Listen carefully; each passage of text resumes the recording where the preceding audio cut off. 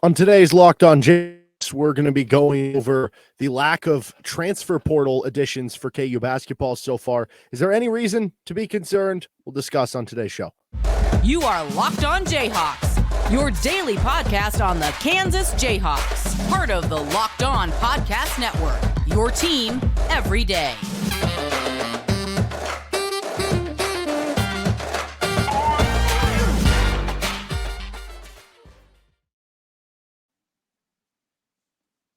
Of Locked On Jayhawks. I'm Derek Johnson. You can hear me on Rock Chalk Sports Talk Monday through Friday, 3 to 6 p.m. on KLWN in Lawrence. Nick Schwartz joins us on today's show. You can find him on 610 in Kansas City with the afternoon show from 10 to 2, as well as the Waving the Wheat podcast. And on today's edition of Locked On Jayhawks, we're going to be discussing KU doesn't have any commits yet in the transfer portal. Is there any cause for concern through this point in the offseason for KU? But first, this episode of the show is brought to you by HelloFresh. Skip trips to the grocery store and count on HelloFresh to make home cooking easy, fun, and affordable. That's why it's America's #1 meal kit. Go to HelloFresh.com/college60. That's college60 for 60% off plus free shipping. So Nick joins us on today's show. I know there are some fans worrying out there about the lack of commitments so far for KU basketball, that they do have all these holes to fill, and that, you know, not necessarily expecting all of them to be filled yet, but maybe you would have thought that one guy would have committed, maybe two guys would have committed, and that it's not just that, but also maybe some other targets. We talked about Khalif Battle a couple of weeks ago. They had the talk with the Temple kid, the Caden Shedrick kid from Virginia has a finalist list without Kansas. There have been a lot of targets or maybe backup options or high-level guys that you thought could have fit for KU that have committed elsewhere or have eliminated KU from their list. So I'm not overly concerned because Spring Bill Self is an amazing recruiter and seems to close and deliver each and every year when we seem to get to this conversation each and every year. But is there any concern, any worry on your end of things? No, because we've been through this before. I mean, you just go back to last season. Kevin McCullough was one of the later guys. Depending on where you looked, he was ranked as the #1 or the #2 transfer option in the country. The year before, it was Remy Martin, who they got at the 11th hour, and he was universally thought of as being the #1 transfer target in the country. So you're talking about back-to-back years where you have gotten either the best or the second best transfer available to you. And you have to think about the conversations that these players are having with Bill Self, the conversations that Bill Self and this coaching staff are having with them. Think about it. If you're the 25th best transfer in the country, where you could go to certain high-level programs, you could go to some Power 5 programs and be the guy. They're going to craft an offense around you. You're going to get 30-plus minutes a game. You're going to be able to take 12 to 15 shots a game. It'll be your show, or depending on what type of player you are, you're going to be guaranteed certain things. If you're having those, if you're the exact same player and you're having conversations with Kansas right now, they're giving you nothing. They're giving you absolutely nothing. And I'm sure they're brutally honest with them. Khalif Battle is a perfect example. I'm sure Kansas would tell him, hey, we want you. We think you would fit in nicely here. We think you would have a role here. But we're not promising you that you're going to start. We're not going to promise you that you're going to get 20 to 25 minutes a game. We're not promising you that we're not going to continue in this same cycle to go and recruit over you. I'm not even going to promise you that I'm not going to go out there and get another player at your position next week. And so when you have those, because that's the luxury you have of being at Kansas, is knowing that we can hold out for the best because the best want to come here and we can get the best. And if you're going to do that, you're never going to sacrifice the ability to get the best possible players you can by bringing in somebody earlier that might not be as good as them. So I think that's sort of the reality of where Kansas is at, which is we have our eyes set on the best players we can possibly get. So if we have to lose out on a tier 2, a tier 3 player now, that's okay, because I know by the end of it, we're going to end up with 2 or 3 of the best transfers on the market. If you had to rank these 4 things about why Kansas does not have a commit yet, which one would be at the top of the list in terms of most logical reason? So we have the NCAA IARP case. It's still hanging out there. I'd imagine, for some players, maybe they are waiting to see what comes out, or maybe that is being used in negative recruiting to be like, well, you don't know for sure if, there's going to be a suspension to Bill Self or if there's going to be a postseason ban. So that's number one, the NCAA IARP case. Number two is Bill Self's health. We saw him at the presser. He looked good, sounded good, all that sort of stuff, but I'm sure it's still being used in negative recruiting from other schools. Number three is that they're just working in the shadows, and maybe we haven't heard a lot of stuff from them, but that, they are doing a lot of work, and maybe they are closer to getting somebody committed than we might think. And number four is just that maybe the player, maybe the target, or a couple of them that is most likely to end up at KU has not even emerged in the portal yet, whether that means they've been talking through back channels or that means it's going to be a situation like, and I guess that kind of goes in line a little bit with number three, but somebody who maybe enters the draft process and last minute pulls out and transfers away, somebody who may not enter till later. How would you rank those four? I think I would actually rank them in reverse order of the way you listed them. I think the last one you mentioned is probably most likely. I think the IARP NCAA stuff is least likely. I'll start right there. Man, we've heard that for so many years. Year after year, we hear about how that FBI case is looming and it's hurting Kansas on the recruiting trail. And I think there was a point in time where there was truth to it. If you go back to maybe like around the 2019, 2020 recruiting cycles where Kansas wasn't pulling in, a lot of blue chip guys. But remember, those were still like 2020 is one of the best seasons that Bill Self's ever had at Kansas. Now, he was doing it with players that he had already gotten, guys like Doak and Devon Dotson and Marcus Garrett, but I don't think that's there anymore. If that 6 years down the line is finally like the chickens are coming home to roost, is that how the saying goes? If that's finally what's happening right now, I would be shocked that there are guys who are holding out because they don't think that's going to happen. I think these players are well aware. I think Bill Self is probably being honest with them. I'm just not buying. I've heard it too many times to buy into it now. I've just kind of gotten to the point with recruiting that there's either one of two things going on. It's either A, they're doing more than we realize, kind of like the idea that they're operating in the shadows. They're doing more than we realize, or that things just always seem to work out because it's Kansas and their plan B is better than your plan A, or their plan C is better than your plan B. I'm not really even willing to like inch towards the panic button at this point, because I have no reason to believe that the two or three guys that they're dead set on getting aren't still very much in play and that they're not feeling like they have a good shot of landing. Yeah, there's probably a reason why some of these backup options, so to speak, have committed elsewhere and narrowed KU off the list or something. And I guess beyond that, speaking to the last two that I made you rank, like, I don't know about you. I don't know. Maybe I was not in the proper circles here, but the Kevin McCullough one from last year, like, that came out of left field. It was all of a sudden just one day he posted on social media in like May or something, hey, I'm going through the NBA draft process, Texas Tech fans, but if I do decide to come back, I'm transferring and I'm either picking Gonzaga or Kansas. So it was like the truncated, I'm going pro, I'm testing the process, I'm transferring, and I already have it listed down to like two finalists all in one thing. And I think that was both a indication of the KU work in the shadows and also somebody who hadn't emerged yet in the transfer portal, which just tells me that, yeah, just be patient. Well, that's exactly what happened with Remy Martin as well. I'm sure these guys, there are guys out there that are so laser focused on going to the draft. And, these guys operate with a level of confidence that doesn't seem rational to people like you and I, where they're saying, no, I'm not even considering transferring. I'm not even considering coming back because I'm that focused on making my NBA dreams a reality. Well, then you go work out for some teams, you get some feedback, and they all say, not happening. No, I don't know what you were thinking, but you shouldn't go pro because we're not going to draft you. So go back to college, please. For the love of God, don't ruin your basketball career.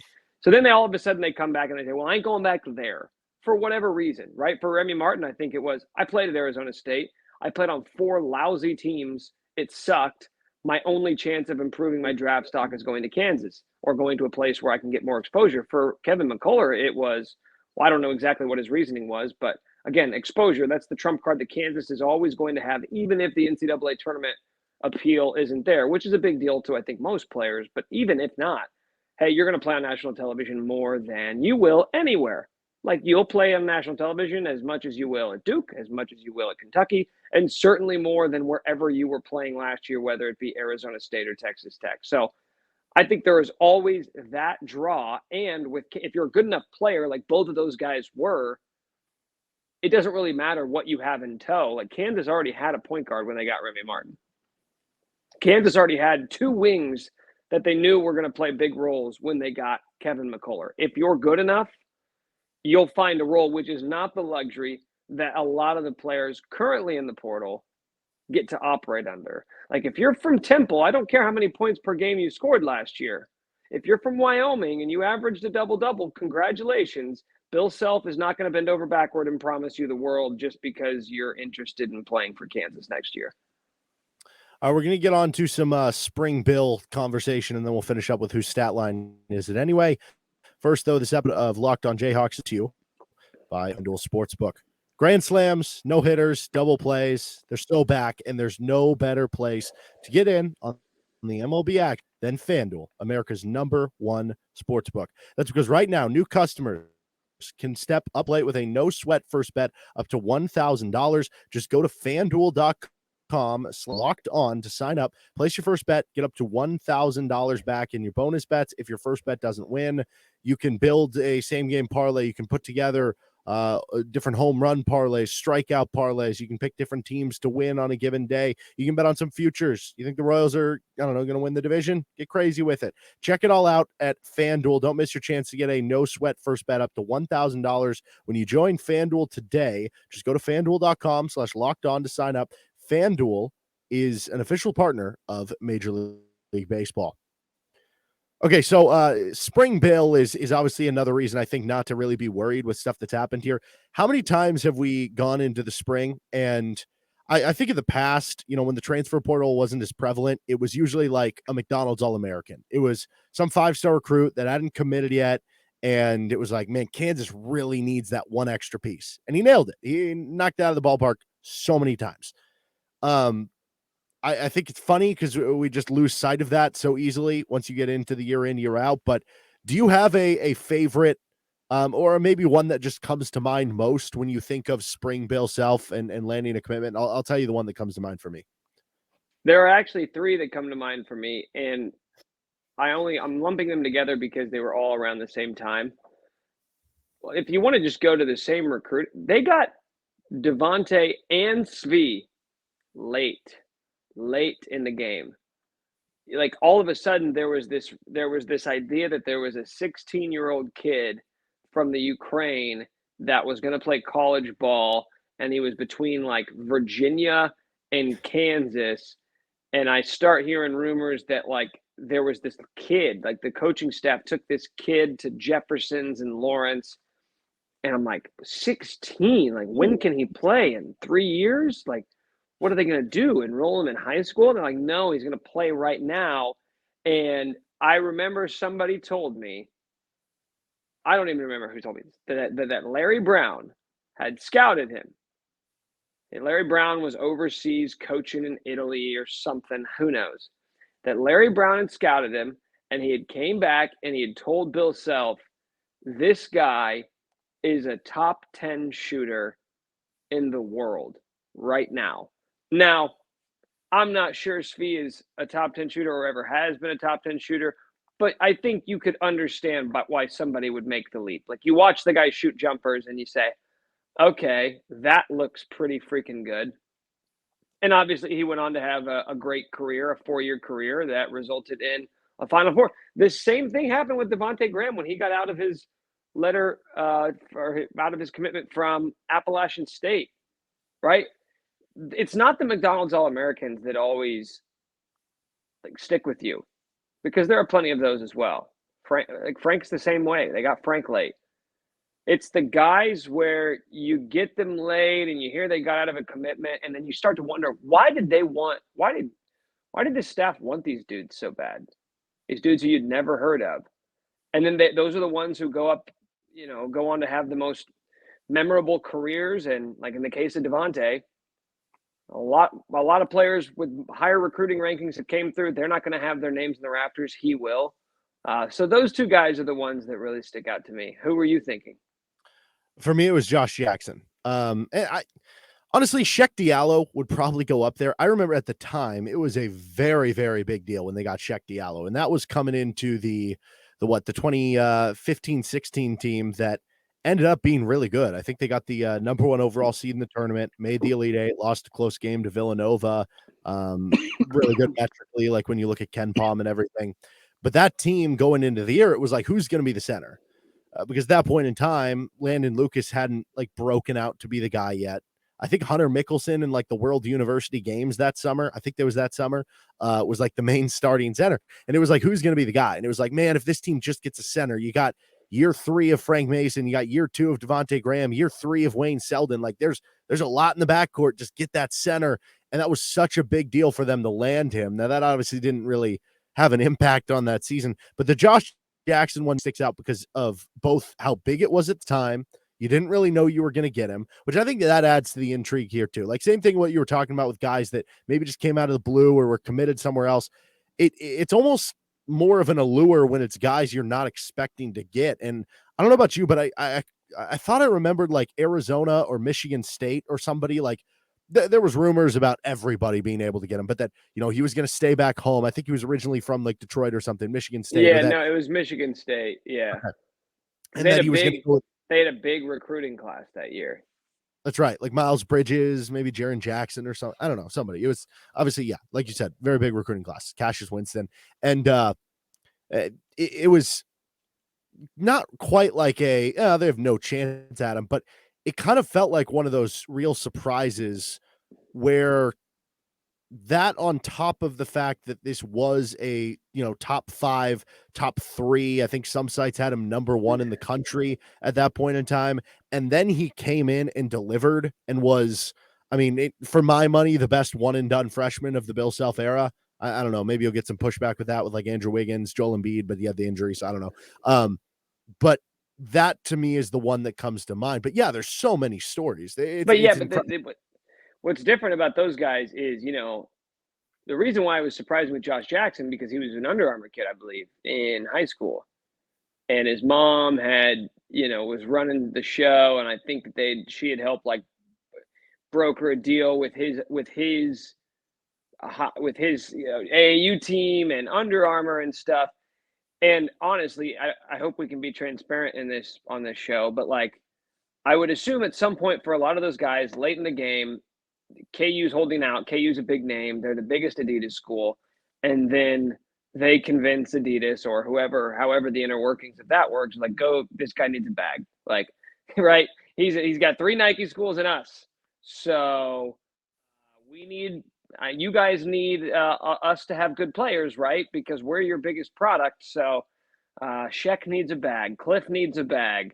Josh needs a bag. And I would assume Adidas was like, okay, yeah, we can't let the top 20 players in the country all go to Nike and Under Armour schools. So like part of that is the deal as well, which I don't think, and maybe I'm wrong, maybe you disagree, I don't think that plays as big of a factor in the transfer portal, because these guys aren't blue chip recruits for the most part. Like most of these dudes in the portal are not guys who are going to be lottery picks next year.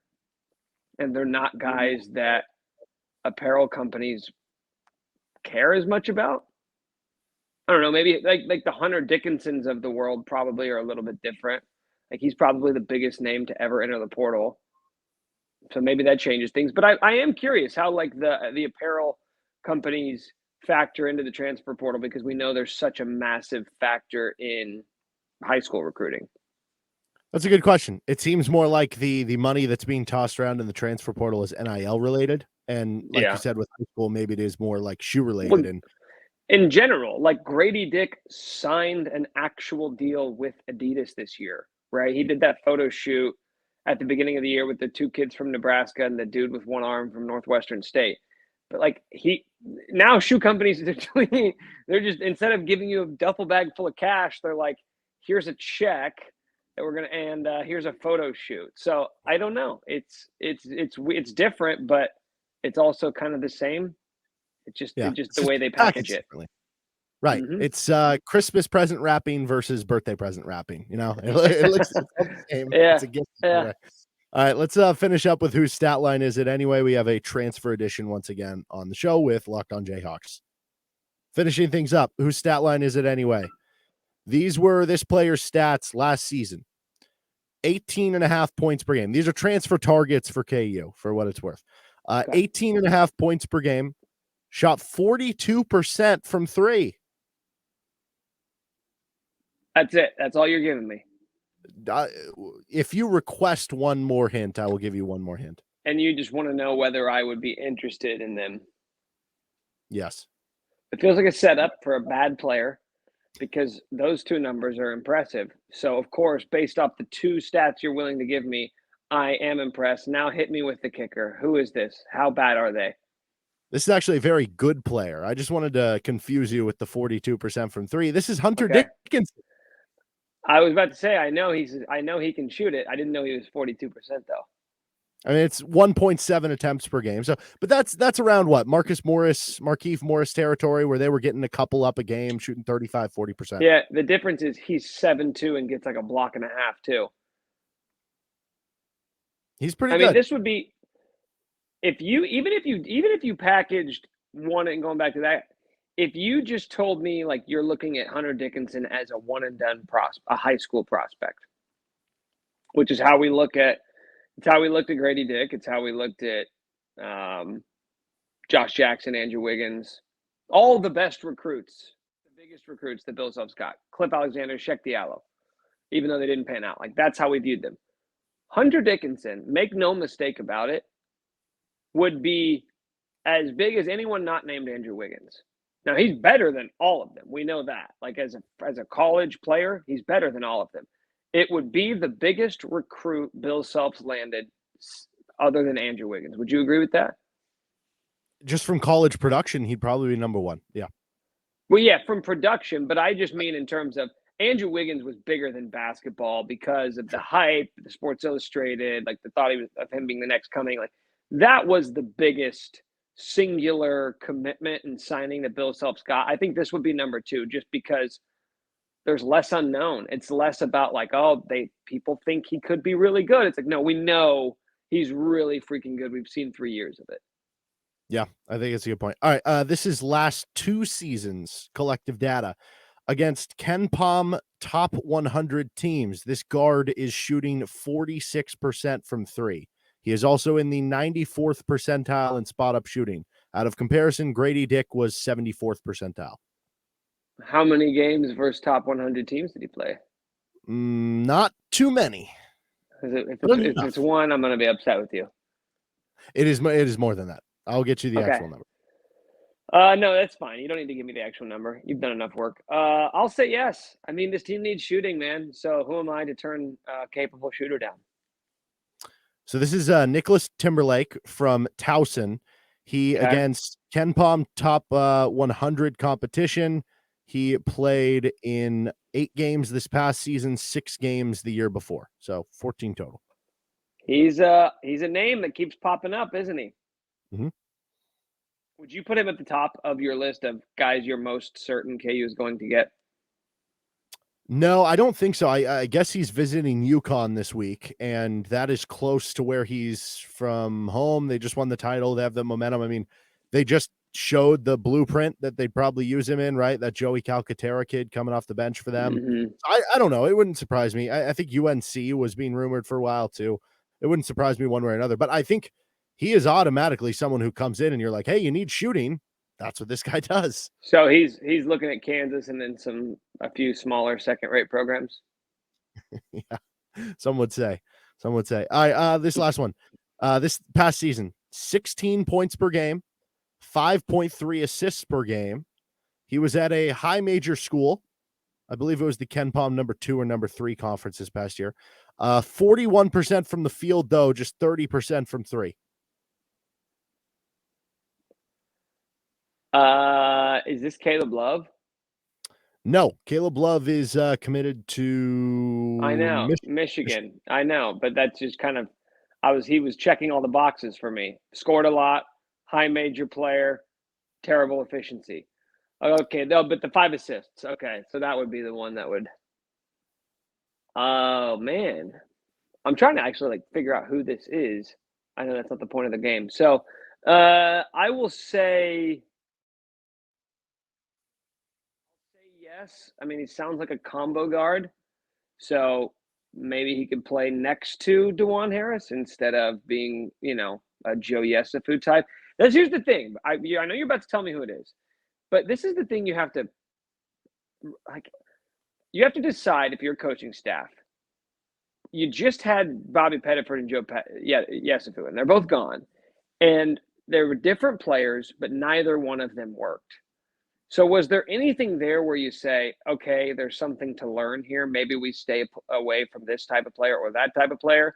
Or do you just say, hey, you win some and you lose some and we happen to lose 2 at once. Let's keep going after. Because that's what I hear. I hear Joe Yesufu. I'm like, oh, you're a combo guard who just wants to shoot, but your efficiency is terrible. So you don't really have a role on this team because you're not that good. I don't know, but yes, I'll still say yes because there's 4 players on the roster. So I'm saying yes to everything right now.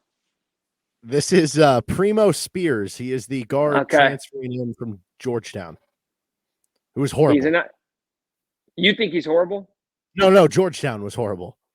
Oh, okay. I thought you were he's horrible. I'm okay, well, then I guess I don't want him. I feel like an idiot for saying yes. Well, okay, so here's the thing. To your point on Joe Yesufu. Joe Yesufu shot 37% from the field, 28.5% from 3. All right, we cleared the bar. It is better efficiency than that, but you're right. He's a 6'3" combo guard. I don't know. The one question here, he had already transferred once, and he's not going to be a graduate. So will the NCAA give out the waiver or not? They said they're going to crack down. We've seen them say that before, and they haven't. If that impacts things, then I think he's not a take. But, I mean, if he's somebody comfortable coming off the bench, I was looking at some of the synergy numbers. He actually has really good, isolation numbers, which tells me he's someone who can score on his own accord. He's above average at it, which is more than KU had from a lot of different players last year. But how many ISO opportunities is he going to get at Kansas? You know how rarely this coaching staff lets guys go ISO, and who you have to. No, I'm more so viewing that from a tool of, can you create a shot for yourself? Because we know KU didn't have enough of that last year. But that's the problem that I think Bill Self's run into in the past is that, in the case of Remy Martin, it's okay, yeah, you want shot creators. That sounds great. It sounds great to have a supermodel girlfriend, right? Think about how awesome that would be. But then you got to deal with all the stuff that comes with it. All the guys who want to hit on her. She's maybe a little bit more flirty than you would like for your girlfriend. And now you're starting to run into some issues. You knew what you were signing up with. You can't want playmaking and shot creating and guys who are dynamic with the basketball and then say, but yeah, also only do it when it's absolutely required of you. The other 90%, you need to exist within the confines of the offense and exist within the structure of the offense. And you need to defer to some of the other players. And we don't need you being a hero. These guys have been playing basketball for 20 years. And in a span of 2 months, you're basically trying to reteach them to play basketball your way, which is really, really difficult. I'm only saying that to say, forewarning, when you go out and get these guys, because that's what we all are attracted to, the shot creators, right? We want these dudes who hey, they need some athletes. They need some guys who can get a bucket. Okay, Remy Martin could get buckets, but it took him about 3 months. And of course, we wouldn't trade it for the world, right? But there are also a million guys like that who you bring in and it doesn't ever click. And then you've just got a dude who you gave a scholarship to who just does not fit with your culture and your system. So I'm not saying that's Primo Spears. I'm just saying don't be shocked if that continues to happen in this age of the transfer portal. Yeah, I don't think he's a tier 1 take, but I don't know. If you end up with him, I don't think it's the worst thing in the world either. He's Nick Schwert. Anything you want to plug upcoming? No, man. I'm just I'm so excited to be given the opportunity to come on here and espouse and transfer portal talk with you.